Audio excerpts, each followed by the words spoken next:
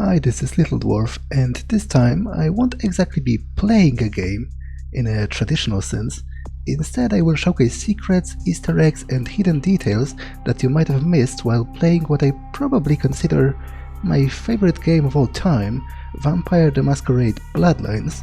Feel free to take a look at the description to see the timestamps relating to the particular segments, because if you're a fan of this game, it might very well be that you know many of them already. There's also additional information and links to provide the broader context. This episode will cover secrets and details from the intro, tutorial, and Santa Monica Haven. So let's begin. The first thing I'd like to show you actually concerns the game's intro. You might have not realized that, but it's actually possible to visit the world space of the intro outside of the cutscene and wander around freely, exploring the area. And there's a surprising amount of detail hidden there for a space that you're not even supposed to visit without using cheats. First, you need to enable the console. For a more detailed information about how to do that, please take a look at the description. Then you open up the console and type in sv_cheats1 to enable the cheat codes. After that, type in map sp_theater and press enter. It will transport you to the map where the intro takes place, but the cutscene will not run.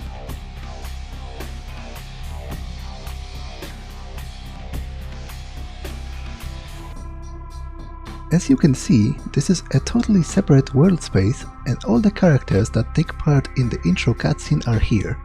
Of particular note is this one placeholder, which represents either the player character or your sire. It looks like this because the model is determined by the player's clan, but since you've loaded them up independently of the cutscene, the game doesn't know your clan, and thus just loads the placeholder for the player character and your sire. Another interesting detail is that there actually are triggers wired to the doors, and it looks like you could use them normally. Don't do that though, because the game will crash. If you want to explore further, you need to utilize the no-clip cheat. By doing that, you can actually reach the Nocturne Theater and explore it, as well as see the other characters from the intro.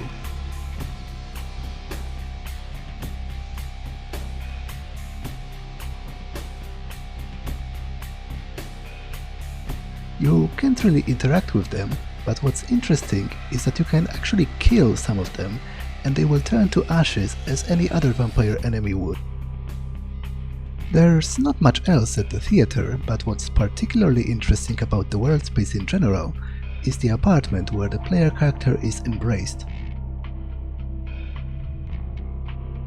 As you can gather by looking around, the apartment is actually located above the Foxy Boxes warehouse in Santa Monica, nearly straight across from the Asylum Club, which you can even see from its windows.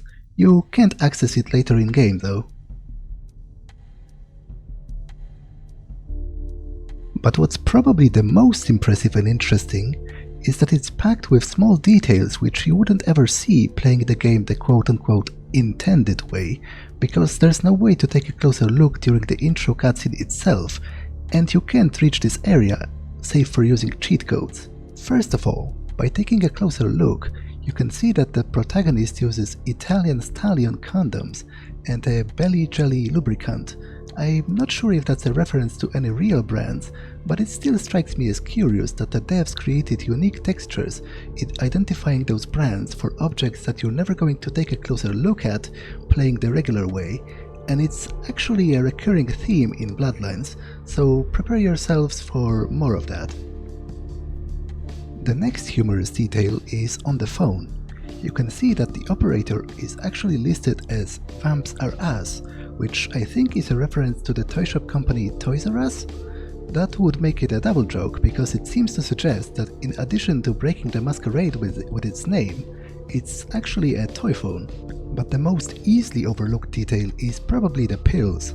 There are actually detailed, humorous descriptions on the labels, but it's a little bit difficult to navigate the no-clip in such a way to read them clearly. Still, if you do some wiggling around, you can read the first label, which describes the medication as quote-unquote happy pills. You can see the logo of the game developer Troika Games. Underneath, the label reads, "Take 12 happy pills an hour. If vomiting or internal bleeding should occur, seek the Crypt Keeper. It's already too late. Vampire drugs and wine.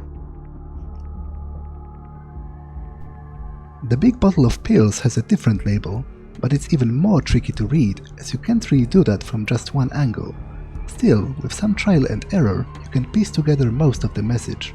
First, they are called horse pills, which I'm not sure exactly what that's a reference to. Then the description reads, take 2 pills daily if diarrhea persists. Then something about seeking medical attention, gum bleeding or internal cramping. It ends in 9 out of 10 people will die from using this medication. Last thing worthy of note is the door to the room. It's actually fully functional and you can interact with it, opening it and closing it as you would any normal door in the game. Keep in mind that you're never even supposed to be in this location outside of the intro, where you cannot control your character. Now I'm going to transport myself back to the tutorial location. The next interesting thing is how skyboxes work in Bloodlines, and in fact, in most if not all Source Engine games, Half-Life 2 and Team Fortress 2 among them. So often in games, skyboxes are just like, well, sort of a curtain surrounding the maps, with backgrounds printed on it, as it were. It's different in Source Engine. Here, they are actually sort of projected upon the background from an actual in-game location. Take a note of the billboard with the bunny. If you try to approach it, it will eventually disappear.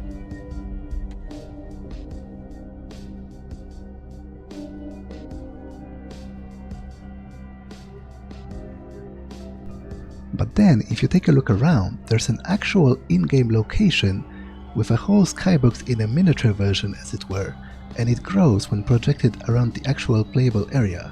Here's the same billboard bunny from before. You can take a look around the miniature to notice more details, such as this Troika Play Obey billboard, another reference to the developers of the game.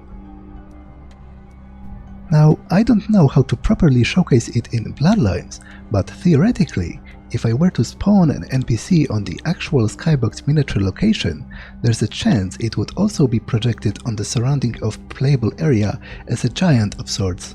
To see what I'm talking about, please check the video in the description, which demonstrates the same effect in Team Fortress 2, which also uses the same engine, Source. There are actually 2 interesting details in the room with the chopshop keycard. First of them kind of blown my mind when I first delved into it. There's a comic book strip on the floor. It's rather blurry, but you can see it's a horror story of sorts. There's some kind of a horned demon, a werewolf on the right, and some ominous hooded cultists. You probably think, oh well, it's just a curious detail and it fits the World of Darkness and its themes, but it's nothing spectacular. That's what I thought at first too, but it goes deeper.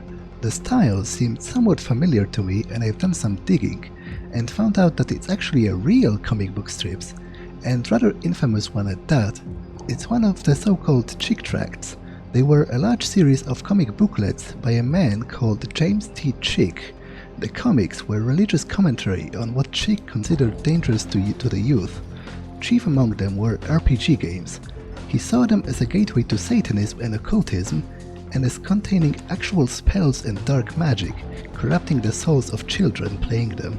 So in a way, it's doubly hilarious to have a Chick-tract comic in a World of Darkness game, because I can only imagine that out of all of the RPG games, World of Darkness would probably horrify Chick the most, as the most satanic of all. If you want to know more about James T. Chick, his comic booklets as well as the film miniseries based on one of them, because yes, it exists, please take a look at the links in the description. Here's a short snippet to catch your attention. Evil without end is about to descend upon the works of man. And none of my RPG tomes have the answer how to stop it. Debbie, I told you, Jesus is the only answer. I've been praying and fasting for you. Why would you do that for me? Because I know what you're involved in. It's a spiritual warfare that you can't win without the Lord Jesus. Using RPGs to fight evil will never work, because RPGs are evil, Debbie. What can I do? Another thing worth noting here is this stack of papers. if you take a closer look, it's actually full of the repeated line, "All work and no play makes Jack a dull boy." It's a direct reference to Stephen King's The Shining, where the main character, Jack Torrance, types the same sentence over and over again on his typewriter in a scene showcasing his descent into madness.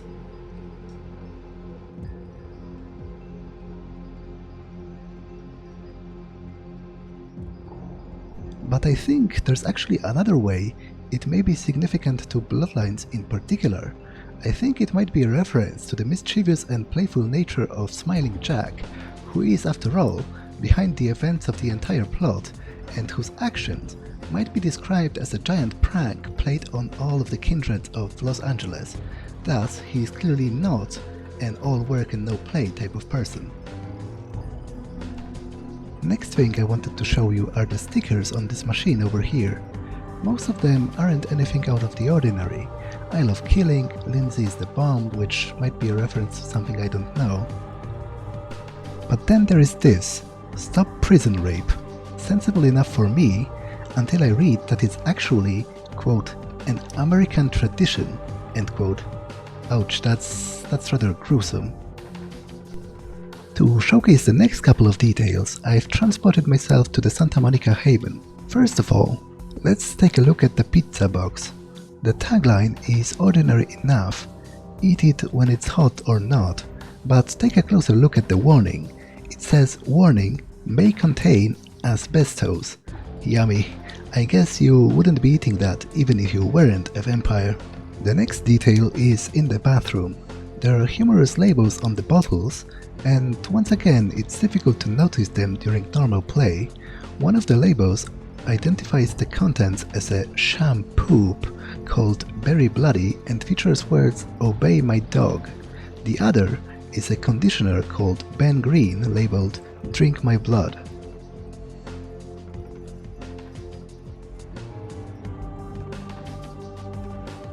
There are a couple of interesting references / Easter eggs on the TV news, so let's take a look. A massive gelatinous creature that washed up on the beaches of Providence, Rhode Island has scientists scratching their heads. Found by a jogger early on Tuesday morning who says he smelled it a mile away, the mystery creature is thought to be some form of giant octopus, though marine biologists that have examined the monster have commented that they have never seen anything like it in the cephalopod family before. They speculate that it could be from a yet undiscovered family of sea creatures. This is an obvious direct reference to the writer H.P. Lovecraft and his Cthulhu Mythos. Lovecraft was born in Providence, Rhode Island, and spent most of his life there before dying and being buried in the same town. It also plays an important role in his stories, being the setting of the famous novella-length story, The Case of Charles Dexter Ward, among others. As for Cthulhu, the most known of the Lovecraftian Great Old Ones, he is often described as having some features of a giant squid, chiefly tentacles, and generally resembling a giant, vaguely humanoid cephalopod. It should be noted, however, that this may also be a reference to the final boss form of Ming Xiao, who transforms into suspiciously Cthulhu-like creatures when you fight her in the endgame, and possesses a power of duplicating herself, which might mean that a part of her somehow landed in Providence. Our top story tonight, a derelict ship found floating 10 miles off the Los Angeles coast earlier this morning was towed into the port of Los Angeles a few hours ago. The ship was spotted around midnight by fishermen who contacted the Coast Guard after their attempts to hail the ship proved futile. Coast Guard officials are releasing very little information right now, but have identified the vessel as the Elizebeth Dane. No word as of yet as to the whereabouts of the crew, though the Coast Guard are asking any ships that had contact with the Elizabeth Dane to assist them in their search. We'll have more on this story as it breaks. The derelict ship, the Elizabeth Dane, is a reference to John Carpenter's movie The Fog, where an abandoned, supposedly haunted ship of the same name also exists. I'll elaborate on that as well as on the other possible inspirations for the Elizabeth Dane once I get onto the ship proper in another episode later in game. Finally, I'd like to showcase how the news actually work, which is somewhat similar to the skybox. The footage is actually quote-unquote recorded, by a virtual camera and then projected onto the TV screen. This means that you can actually find the newscaster and his studio in a separate physical location on the game map. It also works the same way in Half-Life 2, for example. Please take a look at the description for more information. Sadly, you can't really kill the newscaster, as he isn't a true NPC. As you can see, he doesn't even have legs, because you never see that in-game playing the regular way. However, if you could kill him, I'm pretty certain he'd disappear from the TV screen as well.